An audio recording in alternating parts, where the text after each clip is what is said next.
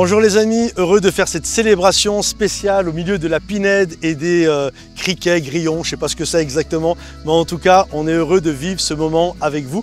Alors aujourd'hui, célébration un peu spéciale, on va avoir le pasteur Dan Hutten qui va nous conduire solo dans un temps de louange intimiste. Je crois vraiment que vous allez être bénis et encouragés. Puis ensuite, je vais apporter un message qui va vous aider, quelles que soient les choses que vous êtes en train de vivre, à s'accrocher aux promesses de Dieu, parce que je crois qu'elles sont oui et amen. Alors si vous pensez que ce programme va vous bénir, pensez à liker la vidéo, la partager pour ceux qui en ont besoin, pour ceux également qui nous soutiennent et qui nous permettent de faire ces vidéos magnifiques. Merci de nous soutenir à travers monoffrande.fr. Merci pour votre générosité. Alors sans plus tarder, place à la louange et on se retrouve dans quelques instants.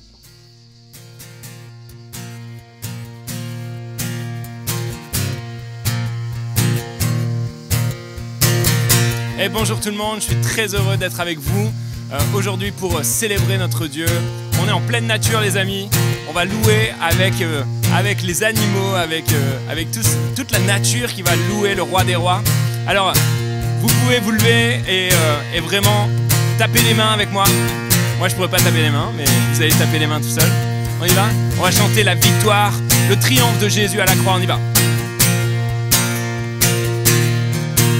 Trésor du ciel, tu t'es dépouillé, laissant ta gloire et l'éternité. Par amour, tu t'es donné. Source de vie et de sainteté, tes mains ont touché l'humanité. Ton amour s'est révélé. Tu as payé notre liberté, donné ta vie pour l'humanité, ouvert la voie de l'éternité. Tu es roi. Nous chantons ta victoire, oh, oh, ton triomphe à la croix, oh, oh, nous proclamons ta gloire, oh, oh, Jésus.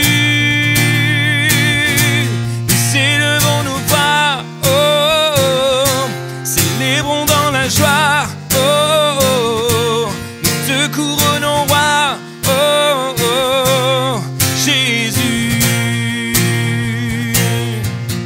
Bien au-delà de ton sang versé, bien au-delà de tes mains percées, ton amour nous a sauvés. Bien au-delà de la croix portée, face à la mort et notre péché, oui, ton amour a triomphé. Tu as payé notre liberté, donné ta vie pour l'humanité, ouvert la voie de l'éternité. Oui, tu es roi. Nous chantons ta victoire, oh, ton triomphe à la croix, oh, oh, nous proclamons ta gloire, oh, Jésus.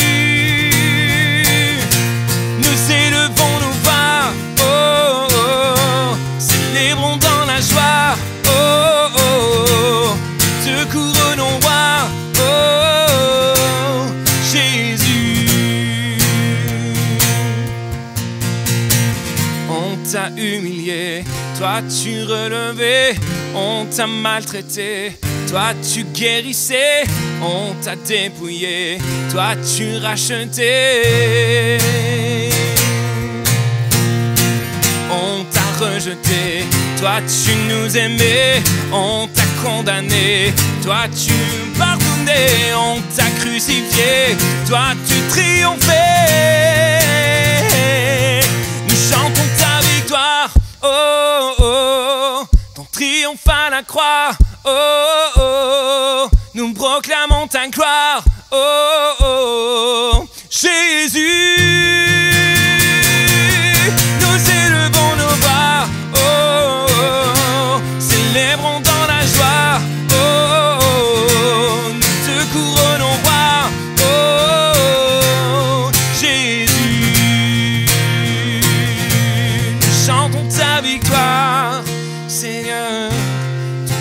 triomphe à la croix. Oh, nous proclamons ta gloire. Jésus, nous élevons nos voix vers toi, célébrons dans la joie, nous te couronnons roi, oh, Jésus.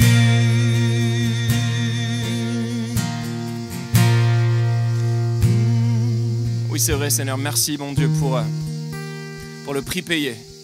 Merci parce que tu as tout accompli et que tu es allé jusqu'au bout. Merci pour ta vie et ta mort qui nous a donné la vie. Merci parce que, Seigneur, tu n'as pas regardé à nos fautes, à nos péchés, à la laideur de notre vie, mais tu es venu et tu as payé le prix pour nous, Seigneur. Tu as payé pour que nous ayons la vie. Alors merci, mon Dieu. Merci, Jésus. Est-ce que là où tu es, tu peux juste fermer les yeux et le remercier, lui dire combien tu l'aimes, combien il est précieux pour toi. Jésus, tu es digne, tu es digne. Tu es digne qu'on te loue, Seigneur. Digne qu'on t'adore, Jésus. Oh. Alléluia.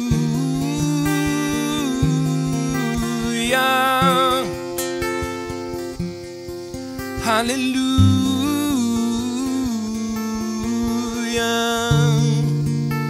Oh.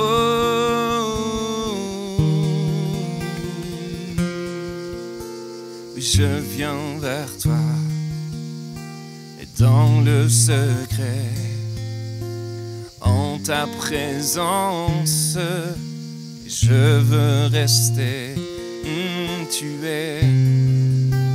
Tu seras toujours là. Oh, chante avec moi. Et tout contre toi, auprès de ton cœur, je peux entendre ta voix, Seigneur. Tu seras toujours là. Ébloui devant toi, éternel.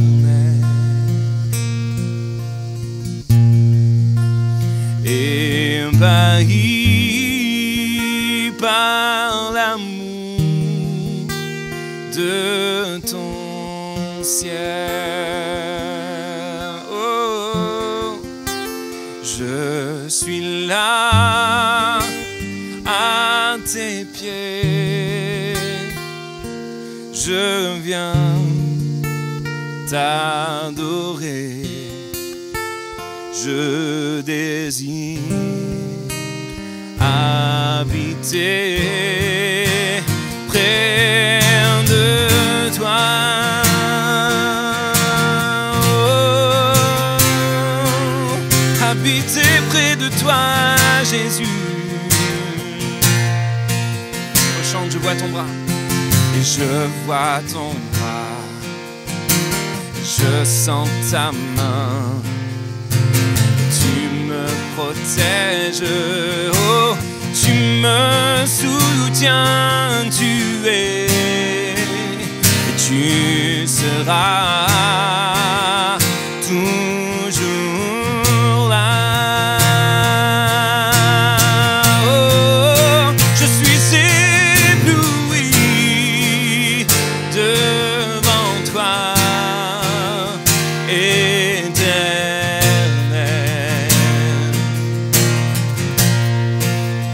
Ébahi par l'amour de ton ciel.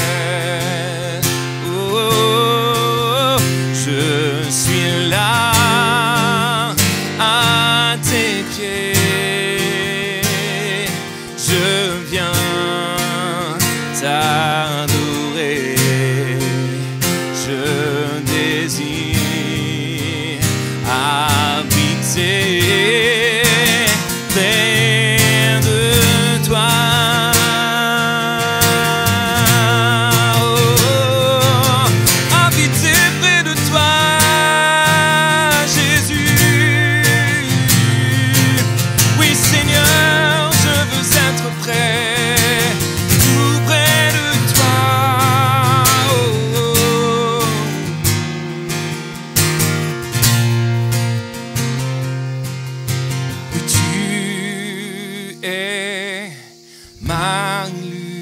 lumière en toi. J'ai un Père, reçois ma prière.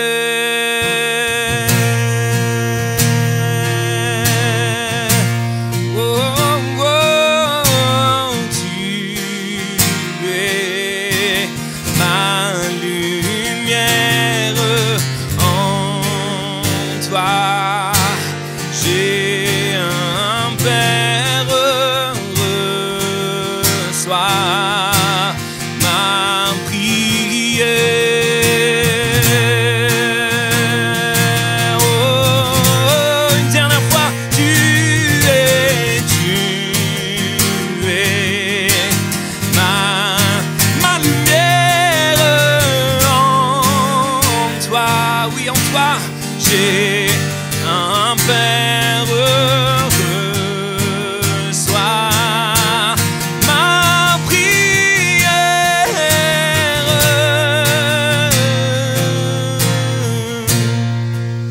Oui, ébloui devant toi, éternel,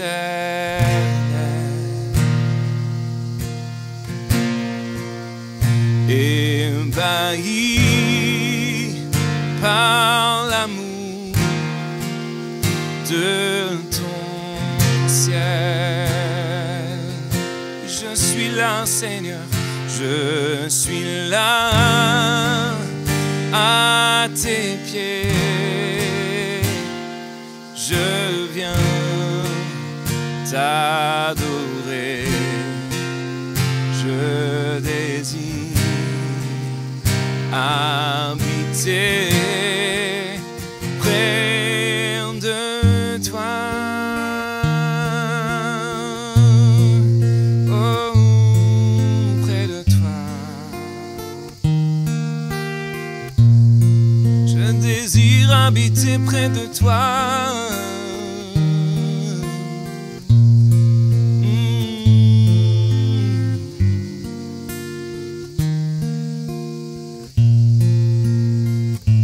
Dans la vie, il y a toutes sortes de tempêtes. Alors quand je parle de tempêtes, je ne parle pas spécialement des tempêtes, la foudre, la pluie, mais des tempêtes que l'on peut vivre. Il y a des tempêtes qui sont visibles, et puis il y a ce qu'on peut appeler des tempêtes secrètes. Des tempêtes que finalement vous seuls connaissez, peut-être votre entourage le plus proche, votre femme, peut-être vos enfants, vos parents, mais en tout cas, ça reste des tempêtes secrètes. Et je crois que beaucoup d'entre nous, dans notre vie, on va traverser ce type de tempête. Peut-être ce matin, certainement, c'est évident. Il y en a, vous m'écoutez, et vous êtes en train de passer par une tempête secrète. Et j'ai noté ceci, nous sommes souvent tentés de croire que la présence de Dieu dans notre vie devrait nous épargner de toute adversité. Nous nous disons que si Dieu était véritablement à nos côtés, nous ne serions pas confrontés aux tempêtes de la vie, que notre bonheur serait constant et que nos affaires prospéreraient sans cesse. Nous nous imaginons qu'avec Dieu, les problèmes familiaux se dissiperaient, nos finances seraient florissantes et toutes nos dettes seraient réglées. Souvent on se dit, si j'ai la foi, si je suis chrétien, alors c'est sûr que moi je ne vais pas vivre ces problèmes-là. La Bible dit, il pleut sur tout le monde, il pleut sur les justes comme sur les injustes. Aujourd'hui, il y a le ciel bleu, il y a le chant des criquets et c'est pour tout le monde. C'est pas juste pour les gens qui sont gentils. Tout le monde a le droit à ça et quand il pleut, tout le monde a le droit à la pluie, aux complications. Et je crois qu'en tant que chrétiens, nous vivons également des tempêtes secrètes. Et lorsque nous vivons cela, on est un peu comme Job. On se dit, mais où est Dieu? Je l'ai cherché à droite et je ne l'ai pas trouvé. J'étais à gauche et attendez une minute, je croyais qu'il était là, puis finalement, il n'est pas là. Et on se retrouve brassé dans nos émotions, on se retrouve même brassé à l'intérieur de notre foi. Où est Dieu dans ma tempête?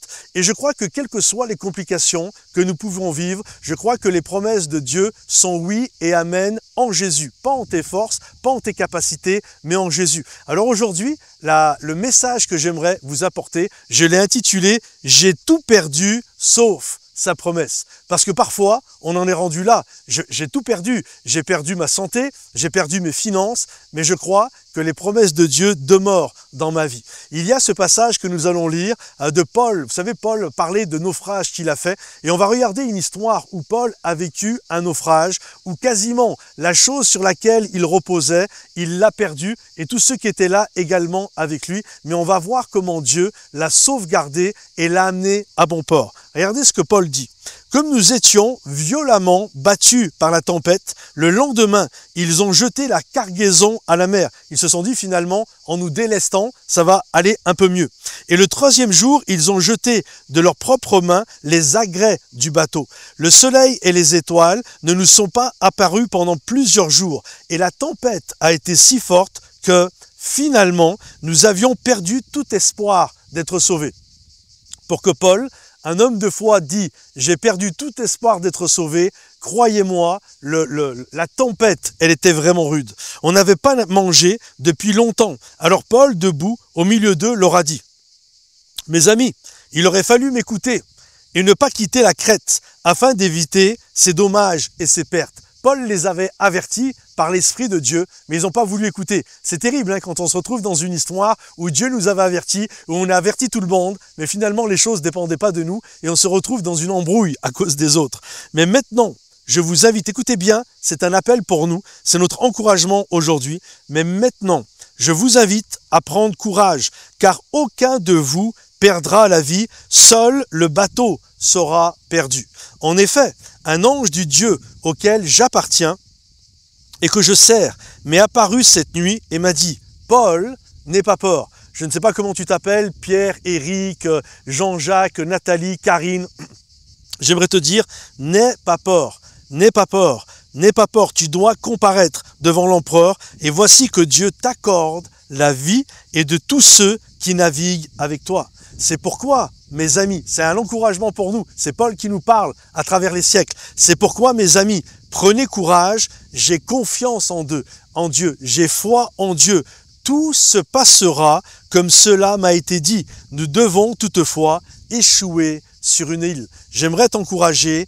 Gardez courage, quand bien même c'est compliqué, c'est une parole de Dieu pour nous, même si il va y avoir, on va échouer, même si échouer ça veut dire c'est un échec, même si ça va être compliqué, Dieu est avec nous et il ne nous abandonnera pas, il ne permettra pas que ton pied chancelle, il te gardera parce qu'il y a un appel, il y a une destinée, il y a un plan, un projet que Dieu a pour toi. Et j'aimerais t'encourager aujourd'hui, ne prenez pas la tempête comme une indication de l'absence de Dieu. Ce n'était pas parce qu'il y avait une tempête, ce n'était pas parce que c'était compliqué que Dieu avait abandonné l'apôtre Paul. Je crois que Dieu habite, la Bible dit ceci, que Dieu habite au milieu des louanges de son peuple. Et je crois vraiment que Dieu est au milieu de la louange et de l'adoration.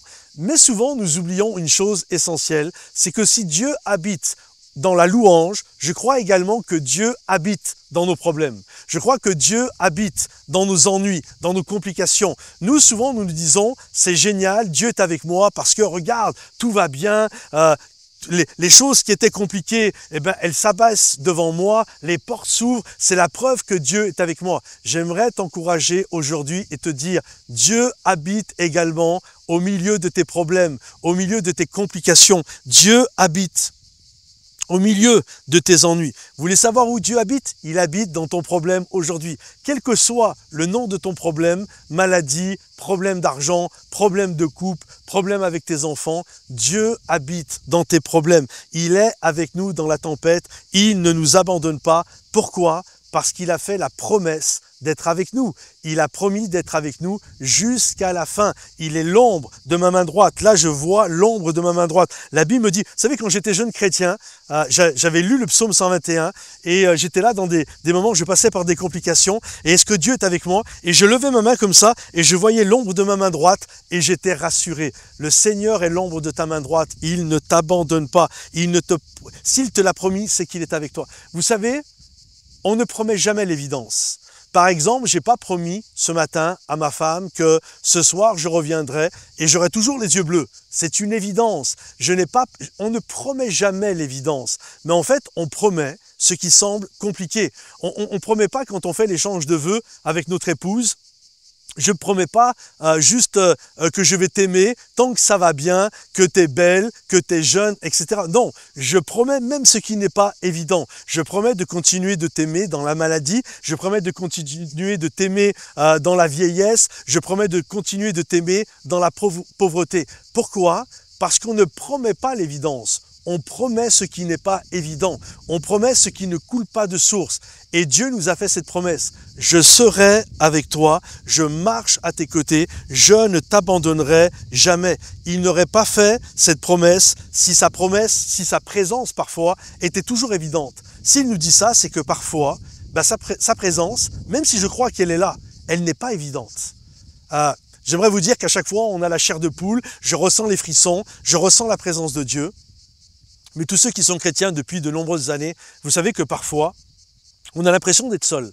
On a l'impression que c'est comme si Dieu m'avait abandonné. Mais Dieu t'a fait cette promesse. Même si ce n'est pas évident à le réaliser, à le comprendre, il te fait cette promesse. Il ne t'abandonnera jamais. Il marchera toujours à tes côtés. Souvent, j'ai noté ça, notre conscience de la tempête est tellement élevée que nous perdons notre conscience de Dieu.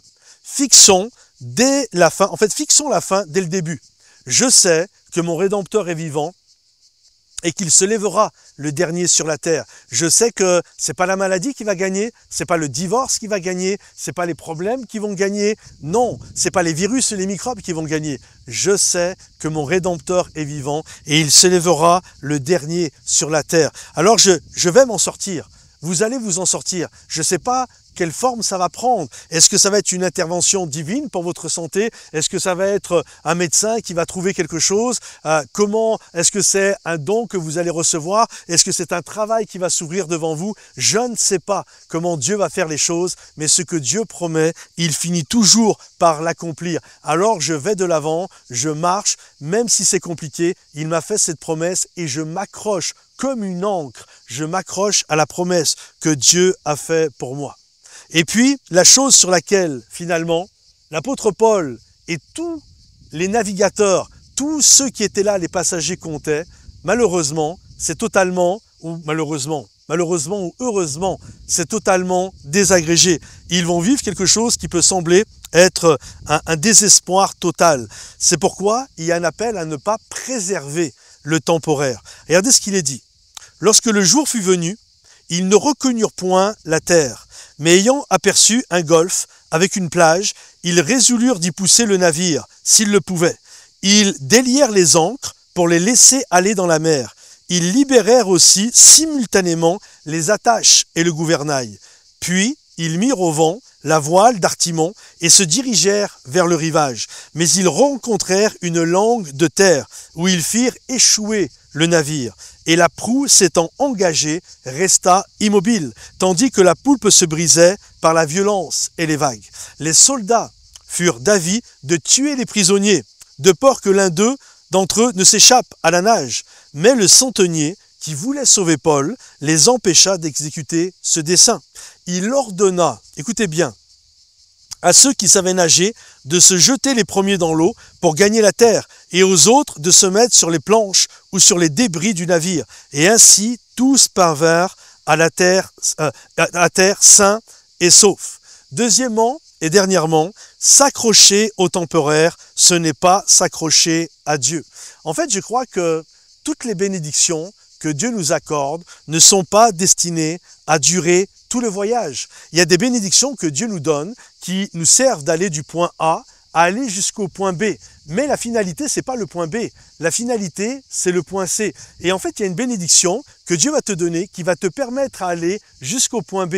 Mais au point B, ta bénédiction va disparaître. Elle va se désintégrer et ta bénédiction va prendre une autre forme pour t'amener là où il désire pouvoir t'amener. En fait, ils avaient un bateau et ce bateau les a amenés du point A au point B.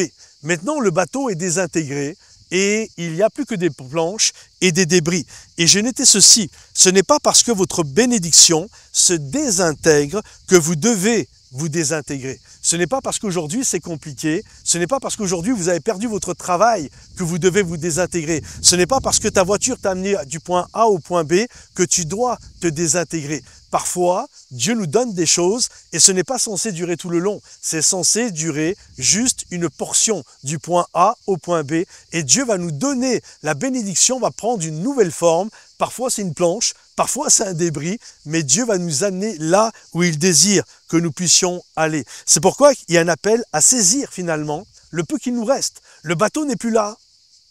Mais j'ai encore des planches, j'ai encore des choses à laquelle me raccrocher. Est-ce que vous pouvez imaginer finalement la chose sur laquelle vous comptiez le plus pour vous amener de l'autre côté, pour vous amener au point C?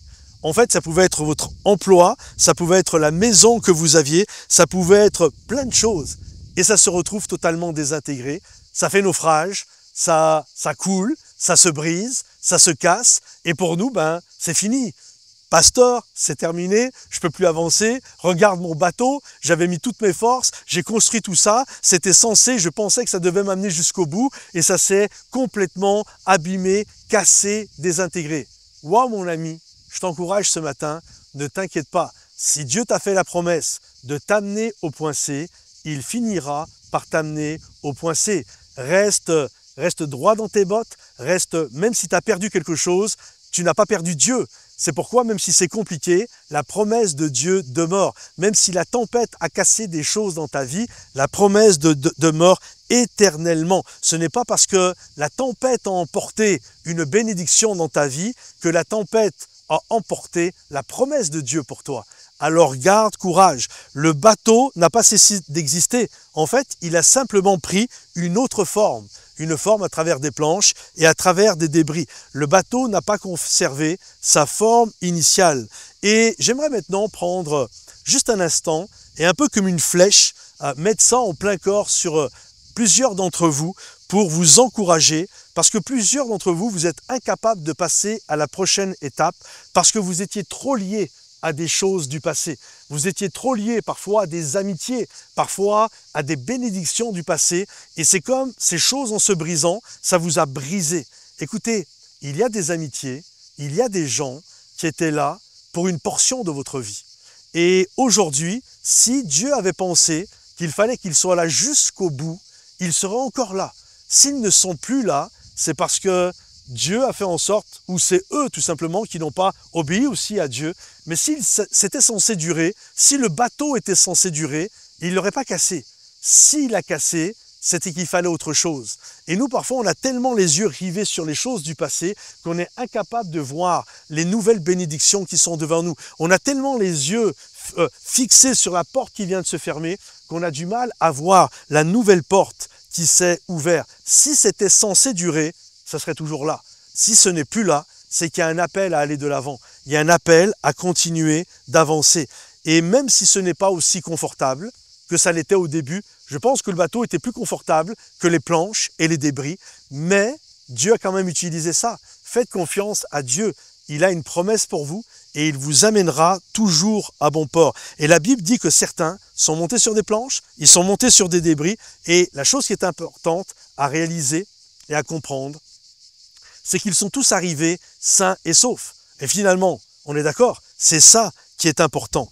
Et si les choses sont brisées dans votre vie, ça ne veut pas dire que c'est terminé et ça veut dire que vous pouvez survivre et vous pouvez continuer à aller de l'avant. Alors, ils se sont mis sur ces planches et ils ont continué. La nouvelle forme n'est pas l'ancienne. La nouvelle bénédiction n'est pas l'ancienne. Et Dieu, aujourd'hui, plusieurs qui m'écoutez, vous êtes en train de pleurer parce que vous avez perdu quelque chose. Et j'aimerais m'adresser à chacun d'entre vous. Dieu a une nouvelle bénédiction pour vous. Arrêtez de vous accrocher. Il y a une nouvelle bénédiction qui va vous amener dans un lieu qui va être pour vous un temps de refuge et un temps de grâce. Il n'y avait pas de chaloupe de sauvetage et par conséquent, ils se sont agrippés et ils ont réussi à rejoindre le rivage comme ça. Et regardez ce qu'il est dit. Et c'est en tout cas ce que moi j'ai noté. Avec le temps, j'ai appris que toutes les bénédictions ne sont pas là pour rester indéfiniment. Toutes les relations ne sont pas destinées à durer. Tous les amis ne seront pas des amis pour la vie. Dieu enverra des gens dans votre vie pour une saison, car vous aviez besoin d'eux à ce moment-là de votre vie. Alors ne restez pas devant la tombe, ne restez pas devant le navire qui a été cassé, mais levez les yeux. Dieu n'est pas mort, il est toujours vivant, il a toujours une onction, il a toujours une bénédiction. Ses bontés se renouvellent chaque matin. Et regardez ce que l'apôtre Paul a dit. Après nous être sauvés, nous reconnûmes que l'île s'appelait Malte. Les barbares, ça veut dire les étrangers, nous témoignèrent une bienveillance peu commune. Ils nous recueillirent tous auprès d'un grand feu qu'ils avaient allumé parce que la pluie tombait et qu'il faisait grand froid. Et j'aimerais finir ce message en vous encourageant, en vous disant ceci.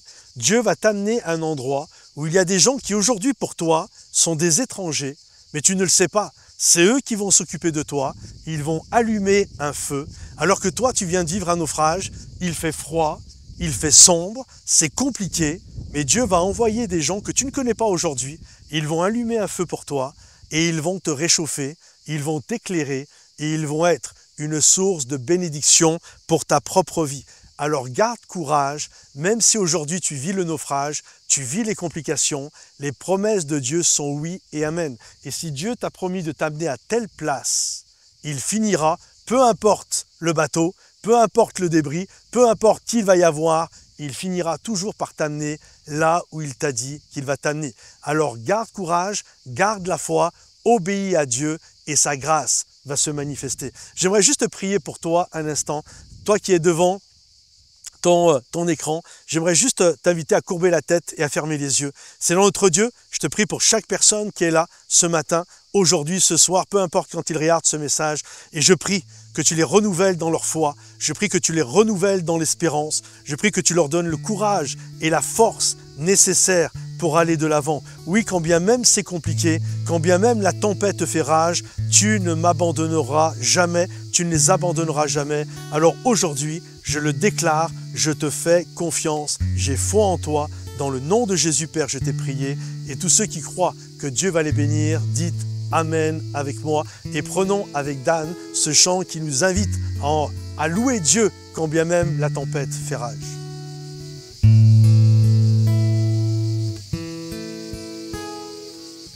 Au milieu de l'orage, je t'attendrai. Si l'angoisse fait rage, je resterai. Tu protèges mon âme, je suis gardé. Même au milieu des flammes, je te louerai. Tu es mon Dieu, mon Père, tu es mon univers. Je suis ancré dans ton amour, je chanterai toujours. Tu es mon défenseur, tu es mon rédempteur. Entre tes mains, tu tiens mes voies. Non, je ne crains pas. Jésus, tu es tout pour moi. Oh, oh. Jésus, tu es tout pour moi.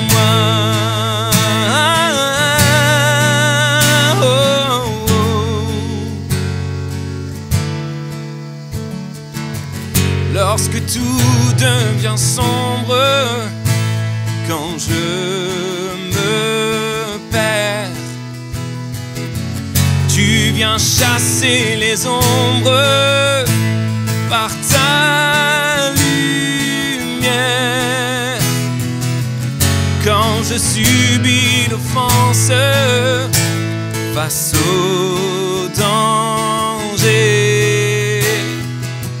si je subis l'offense, oui, tu es ma paix. Tu es mon Dieu, mon Père, tu es mon univers. Je suis ancré dans ton amour, je chanterai toujours. Tu es mon défenseur,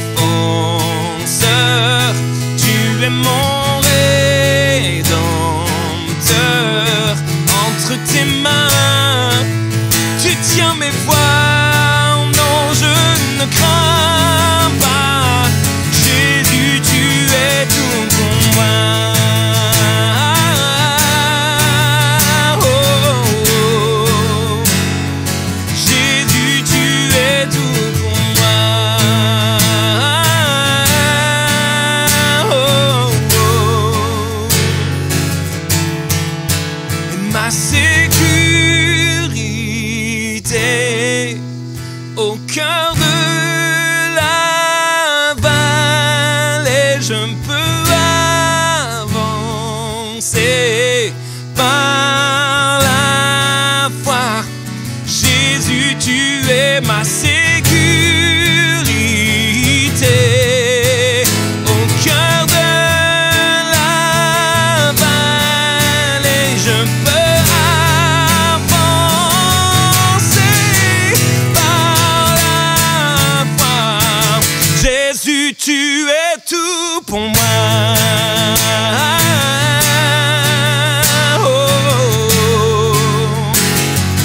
Jésus, tu es tout pour moi. Tu es tout, tu es tout. Oh, oh, oh, oh. Jésus, tu es tout pour moi. Oh, oh, oh. Jésus, tu es tout pour moi.